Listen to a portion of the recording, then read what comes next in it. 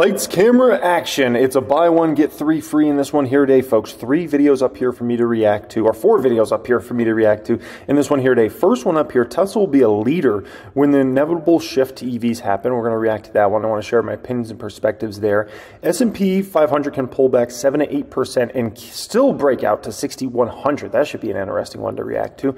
The Professor Jeremy Siegel. We're going to get into this one. This bull market is not over, says the Professor. So looking forward to getting that one. And then last but not least, would not be surprised if we got 0 or 1 rate cut this year. That should be an interesting one. Appreciate y'all joining me as always. You know the drill. Smash that like button and make sure you're subscribed to the channel. That's all I ask, folks. I appreciate each and every one of you. If you're looking to apply, join my private group when this video is over.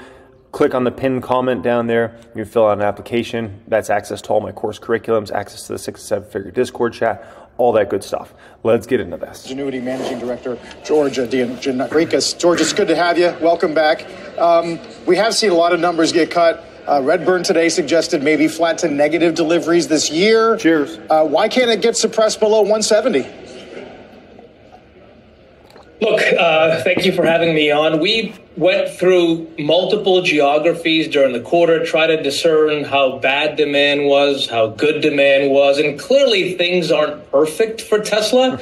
There's some weakness in China in March. But I think the one thing people have to appreciate is that much of the potential weakness in deliveries this quarter has to do with supply constraints. They've had some issues with making a new updated Model 3 in Fremont. And don't forget that the Cybertruck isn't fully ramped yet. We assume that maybe they'll make 5,000 and deliver 5,000 in Q1. And they have the capacity to deliver over 60,000 a quarter. So things aren't that bad. And actually, if you add those things back, it should result in year-over-year growth. So it's not perfect, but we don't think it's as bad as people think it is. Are you a fan of the theory, and some have written this, that the price cuts have actually worked a bit? Look, interesting question. They cut prices a lot last year, and clearly it helped volumes, and it's helping this year. But what's interesting, what we put in our note today, is that the price cuts haven't been there so far this quarter. I mean, maybe a little bit here in China and in South Korea, but overwhelmingly, the tone has shifted dramatically in price cuts. This quarter in the U.S., they actually increased prices 4 times, with another one due on April 1st. And some people have speculated that maybe to induce demand to get people to hurry to the website and buy a car today. But I think it's more than that. I think we'll see that result. So a huge mistake I don't want to say everybody's making, but a lot of people are making in regards to Tesla stock, a huge mistake, is they're looking at the business right now and they're saying this quarter is going to be a bad quarter in terms of potentially revenue or margins or whatever you want to look at, right? Or profitability, right? And so they're looking at then they're saying Tesla stock has to be low because this quarter is going to be bad and next quarter might not be that exciting either, right? But we know stocks are looking out to the future, right? And it's looking more and more like what I've been talking about is going to end up playing out for Tesla, which is margins are going to improve in the back half of the year, right? That's what I've been talking about. And I honestly think that's what's going to end up happening here. And I think more and more of Wall Street is starting to come to that opinion about, wait a minute, you know, Tesla's margins could actually start potentially going up in the back half of the year. And therefore, if that's going to happen, you can't get the stock down just because the short term is bad. If the story's going to get a lot better 3 months from now, 6 months from now, 9 months from now, that's what Wall Street's really looking at the end of the day. Wall Street really likes to focus a lot on the next 6 to 12 months specifically. Margin improvement throughout 2024, but also it may indicate that things might not be as bad as people think. What's happening with your China estimates, though, after Musk complained last quarter about the competition and the subsidies from competitors? It's a great question. So, look, in China, if you combine, we have data that comes out every week. It's publicly available. If you combine January and February, because there's some changes in the timing of the new year, we're actually up year over year. Where we think the weakness is probably in March. We had 3 weeks of reports. We got one yesterday, and those were down year over year. So there seems to be some slippage, and some competitors in China, NIO and Li Auto, actually pre-announced negative over the last couple of days. So China's not great, but again, they operate in multiple geographies, and there has been some pockets of goodness. Whether it's European numbers were good for the first 2 months, U.S. is probably not that bad, and we think that demand for this new Model 3 is actually really good. It's just that they haven't been able to make as many as they hoped. I know for Q1 deliveries, you're looking at, you've lowered to 420K, right? Yes, correct. You think the street's gotten conservative enough that next week might actually be all right? Yeah, look, it's hard to discern exactly where the whisper is, but probably in the low 400 range, below the 420. And, we think that's the over-under. If it's over that, we think the stock goes up. And again, what we try to do a little bit is reframe the debate. It's a little bit of supply in there, too. We estimate about 95,000 units if they were at full capacity at the Cybertruck, full capacity of the new Model 3, and maybe 10,000 units out of Europe due to some fires at Giga Berlin. Right, and I think you've still got a two-handle on full-year deliveries, which not everybody does. Finally, do you see a lot of political risk if there's a change in the administration? Sure. Yeah, I mean, look, they do. Those EV subsidies do help Tesla. We think that the majority of people who buy a Tesla today are being helped by a $7,500 tax credit. That could change. We'll see if there's a new administration, and there's clearly some risk to that. But we think that over time, the inevitable shift to EVs is going to happen, and Tesla will be a leader. So there may be some bumpiness, but if you look, a little duration, they should be a winner long term.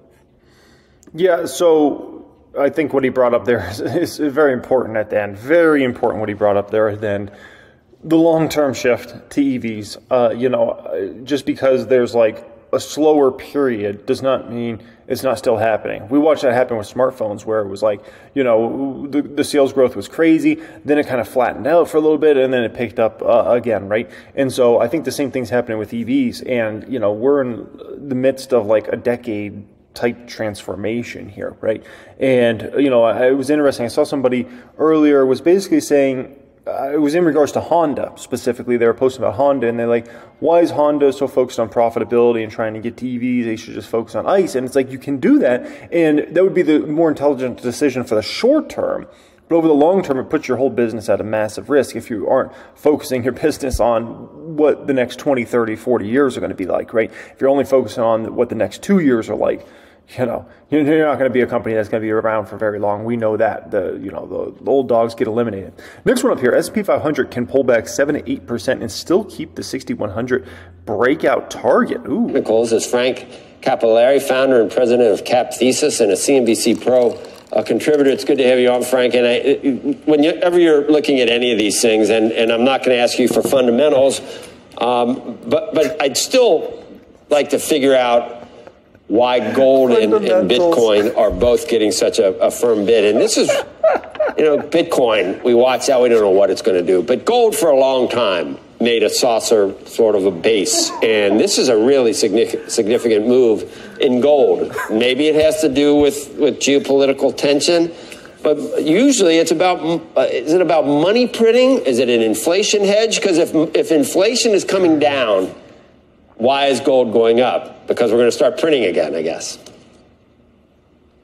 Right. Joe, thanks so much for having me. Well, concerning Bitcoin, a lot of people call this a bubble. I take issue with it because what happens when a bubble bursts? Does it come back? And as you've seen through Bitcoin's history so far over 10 years, of course, it has some really big spikes and a lot of devastating losses. But at the same time, it has proven its comeback. Not only that, when it comes back to a new high, it's proven they can go past that high by a substantial margin. And again, it's not too old in terms of the asset classes, but we can only go by the trend. And even before you get to that point, technicians love Bitcoin because it pays attention to the technicals. And there is a breakout that we pointed out a number of months ago, which had a 100% move, which a lot of people said, how can it possibly get that far? Well, here we are. And you can make the case that there's news related, so forth and so on.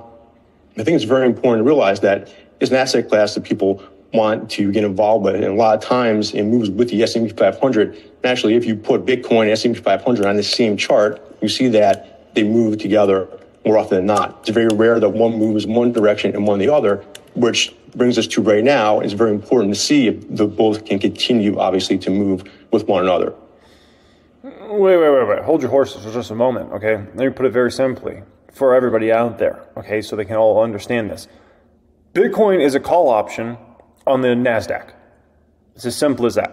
If the NASDAQ goes up dramatically, Bitcoin goes up even more dramatically, right? If the NASDAQ goes down dramatically, Bitcoin's going to go down even more dramatically. A perfect example of that is 2022, right? You could even go back to obviously coming out of 2020 into 2021 and that ramp cycle in the NASDAQ, and then Bitcoin outpaced that, right? And then the come down from that was much more vicious for Bitcoin than it was for the Qs overall, right? And then the comeback has been what? Bitcoin's outperformed the Qs. And so that's the way I kind of think about Bitcoin in general, at least, the way I've thought about it over the past 5+ years is Bitcoin's basically, I don't know if it'll always be like that, but it's certainly been like that for the last 5 years. And I think it will be like that for at least the next few years.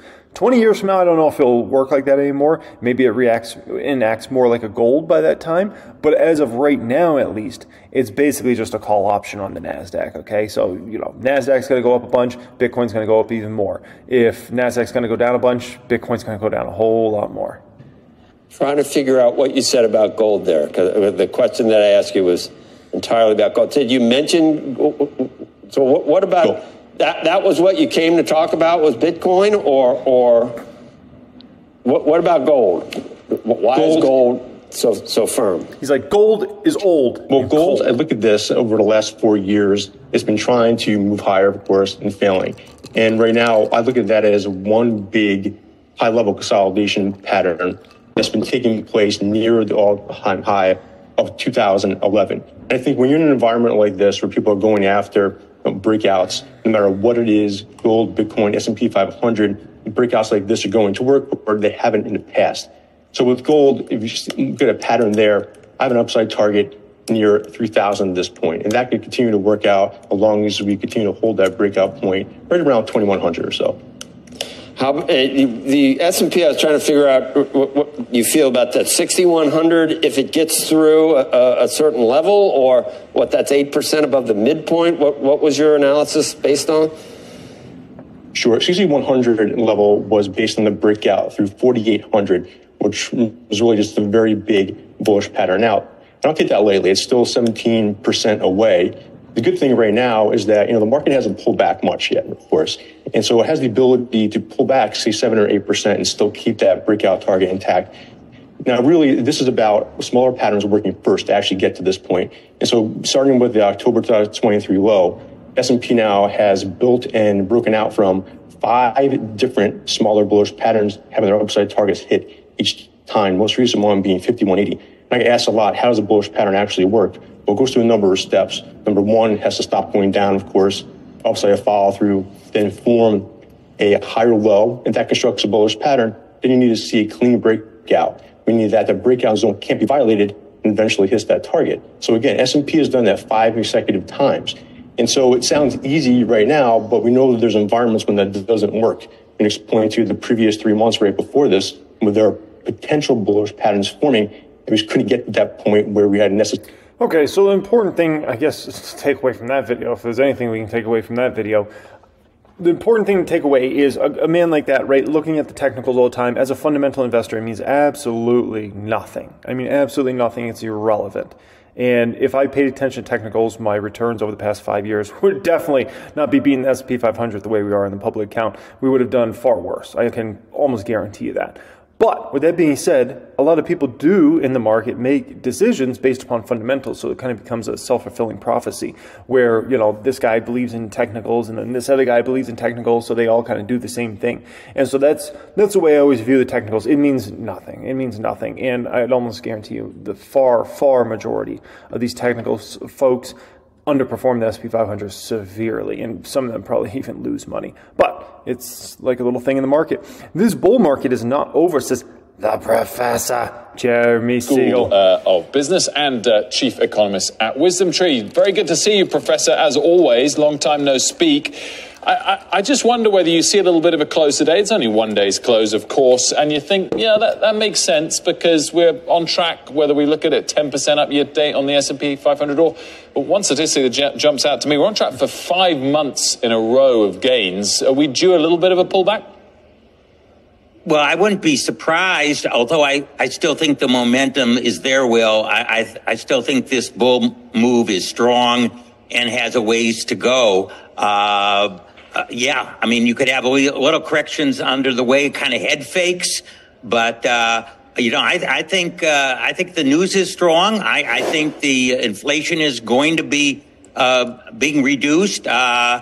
I saw a GDP estimate by the Atlantic Fed just came out after the durable goods at 2.1%, exactly the target of the Fed this year. So the economy is not showing signs of weakness. And surprisingly, 12-month earnings forward, instead of usually they go down as the year goes on because they're often overestimistic, are actually rising in many circumstances. So I still think, yes, we could have even a 5% reaction, but I don't think this bull market is over. Well, let's talk about inflation and what, of course, that then feeds back into rates in the market, because obviously we get PCE on Friday when the market will be closed. Well, earlier today on Squawk on the Street, excuse me, it's been a long day, Professor Siegel, I was talking to James Gorman. Let's hear his take on rates. I would be surprised if they move in the first half of this year. I would not be totally shocked if they don't do anything for the rest of the year. Professor Siegel, no rate cuts at all this year. Do you think that's possible? What would it do to markets? It is possible. Torsten Slok. Oh, man. I love this. It's like everything I talk about and predict, they end up talking about it later on. I was talking about there might be no rate cuts at all this year way before anybody was even mentioning this. And now all of a sudden this guy's got the opinion. Jeremy Siegel's like, well, it's a possibility, right? With that being said, it's still very possible they'll lower rates a couple times in the back half of the year. But it's just funny that everybody's coming to this epiphany of like, wow, maybe, just maybe they don't cut this year. The economist who came out with that a couple weeks ago, and I think it's unlikely. I think it's against the odds.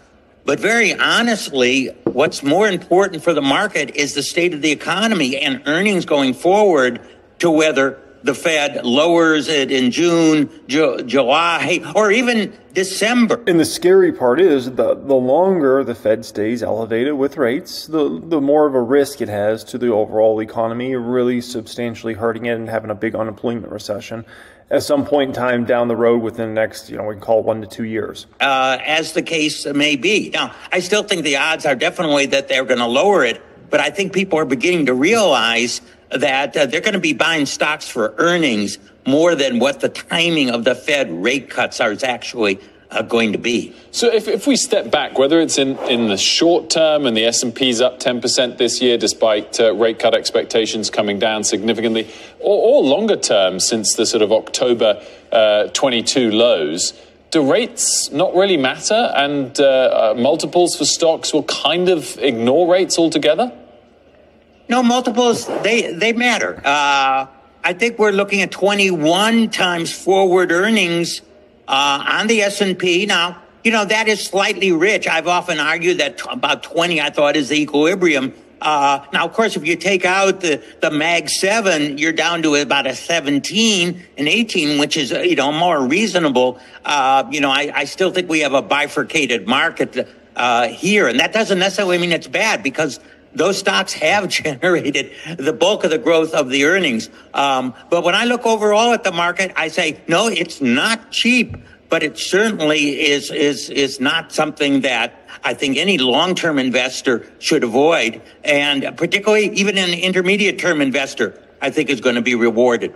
I wanted to get your take on gold, So I've spoke extensively recently about, and I don't really need to hear opinion on gold. I've spoken extensively recently on the main channel, really the last 2 videos, specifically in regards to the market, where we're trading at, what makes sense to buy, doesn't make sense to buy, why I'm doing certain things in the market and whatnot. So if you don't follow me on my main channel, it's called Financial Education. I'm sure most of you guys do, but if you don't, it's called Financial Education.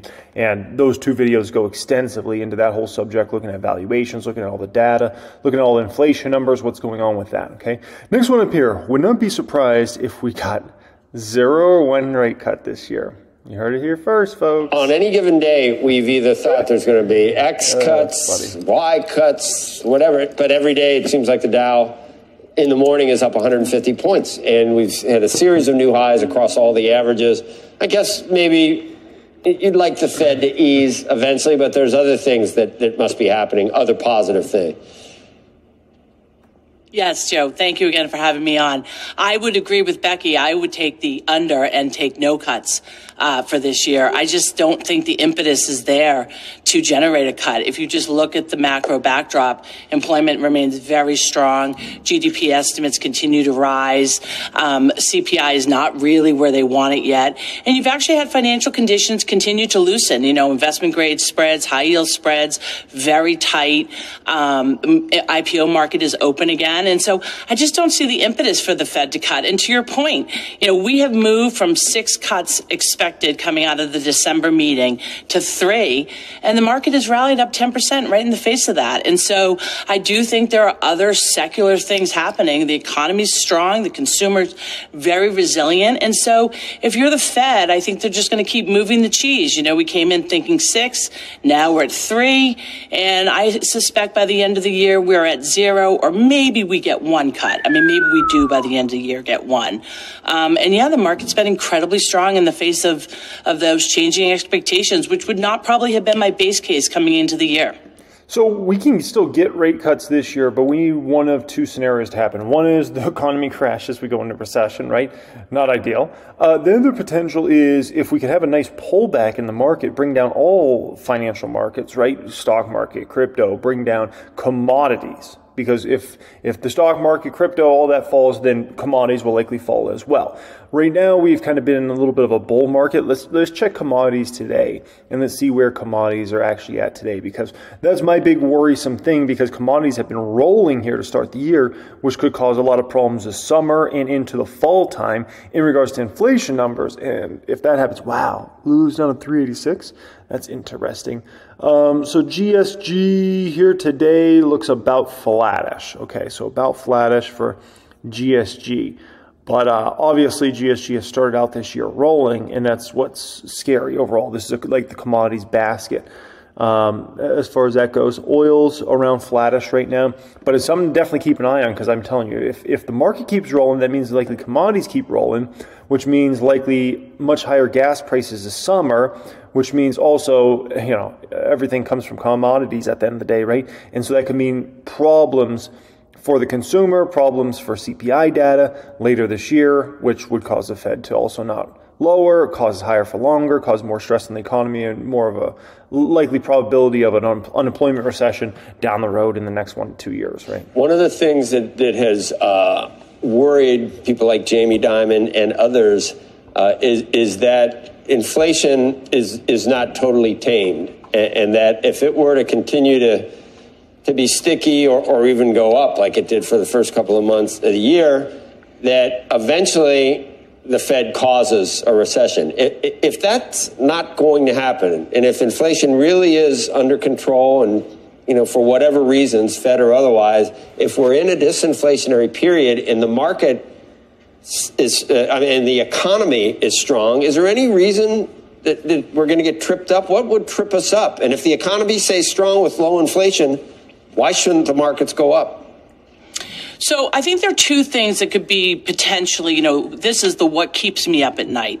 And you kind of touched on it. You know, in the event that inflation starts to reaccelerate, I think in the last meeting, the Fed realistically widened the aperture of what they're willing to accept, right, from inflation.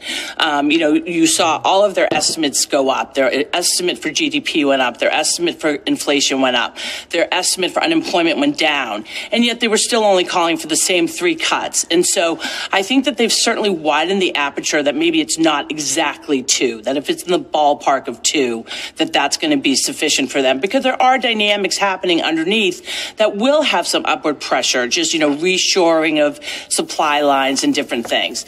I think the concern and the risk to the market would be something that wasn't even in your survey, which is what if they have to go back and start hiking again, right? What if inflation does start to reaccelerate? I mean, you still have wage inflation of 4 to 5%. That isn't typically consistent with 2% of core inflation. And so in the event that they had to start reaccelerating and hiking cuts again, that's not an expectation. That would be a negative. That would...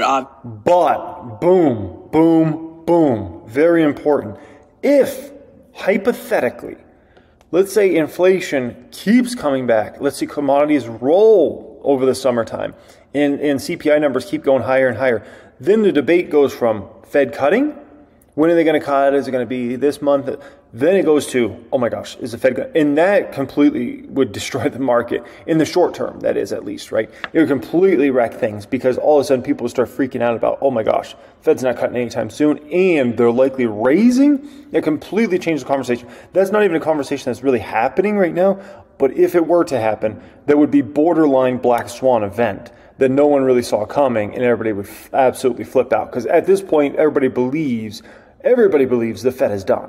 And it has been done.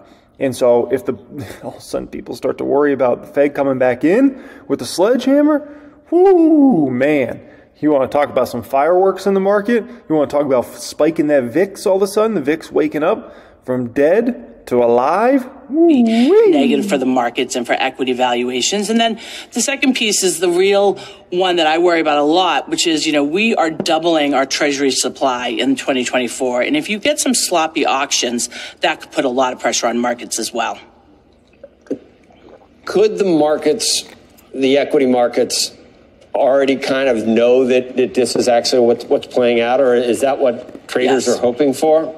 That growth and inflation aren't necessarily correlated or related, or that we could have growth without necessarily having hyperinflation? Yes, I think that is what you're seeing, right? I mean, if you just go back, right, we had a very tough, the market has been running 6 to 8 months, as it always does, ahead of sort of the fundamentals. And I think what the market is telling you is, you are going to probably have slightly heightened inflation. You may not get back to the 2%, but there are trends like, the generative AI trend. It's so powerful. If you think about the productivity gains that is going to create over the entire economy, not just the benefits that we're going to have in tech, but the benefits we're going to have across the entire economy, that's huge productivity gains. And that's very supportive of markets and valuations. I was meeting with an insurance company yesterday. They have 400 different use cases for AI and how that's going to improve their business, improve their productivity, improve their risk selection. Yeah, the AI is going to say, go up on customers, go up on customers. Powerful trend, and I think that's what you're seeing in the markets.